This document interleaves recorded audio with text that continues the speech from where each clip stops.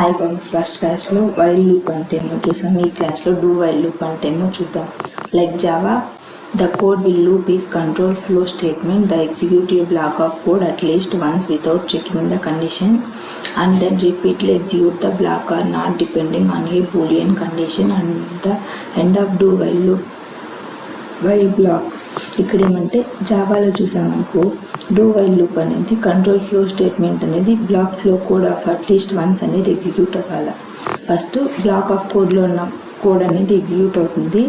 ఆ తర్వాత ఏం చేస్తామంటే విత్ చెకింగ్ ద కండిషన్ని చెక్ చేస్తాం. And the repeatedly execute the block or not depending on a boolean. ఇప్పుడు మనం రిపీట్ చేసేటప్పుడు ఇది బూలియన్లో డిపెండ్ అయిందా కాదా అనేది చెక్ చేస్తాం. Condition at the end of the do while loop block. ఇక్కడ డూ వైల్ లూప్ బ్లాక్లో అసలు ఎండ్లో చూస్తాం కండిషన్ అనేది ట్రూ అవుతుందా కాదా, అది బూలియన్లో ప్రజెంట్ అయ్యిందా కాదా అని చెప్పి. If context within the while loop becomes the while loop, execute the block only when the condition becomes true. But the do while loop ఇక్కడ ఏమంటే వైల్ లూప్లో కండిషన్ అనేది ట్రూ అయితే ఎగ్జిక్యూట్ చేస్తాం, ఫాల్స్ అయితే ఎగ్జిక్యూట్ చేయం. But the do while loop execute the code first and then the expression or test condition is evaluated. While loop చూసుకున్నాం అనుకో, ఫస్ట్ మనం ఏం చేస్తాము, కండిషన్ని చూస్తాం. కానీ డూ వైల్ లూప్లో అలా కాదు. డూ వైల్ లూప్లో బ్లాక్ ఆఫ్ స్టేట్మెంట్స్ యూజ్ చేసుకొని ఒకవేళ కండిషన్ అనేది ట్రూ అయితే ఆ బ్లాక్ ఆఫ్ స్టేట్మెంట్ కోడ్ అనేది రిపీట్ చేస్తాం. ఇక్కడ డూ వైల్ లూప్ వర్కింగ్ ఎలా ఉందని చూద్దాం. First of all the statement with in the block executed. First బ్లాక్లో ఉన్నట్టు ఎగ్జిక్యూట్ చేస్తాం. And then the condition is evaluated. Next కండిషన్ని చెక్ చేస్తాం. If the condition is true the block of code is executed again. ఇక్కడ condition అనేది true అయితే black of code అనేది execute అవుతుంది. ఒకవేళ కండిషన్ అనేది ఫాల్స్ అయిపోయింది అనుకో, వైల్ లూప్ అనేది ఎండ్ అయిపోతుంది. The process of execution of the code block is repeated as long as the expression evaluation is true. Process అనేది ఆ కోడ్ బ్లాక్ అనేది రిపీట్ చేస్తూ ఉంటాము కండిషన్ అనేది ట్రూ అయితే. If the expression becomes false the loop terminate and transform control to the statement next to the do while loop.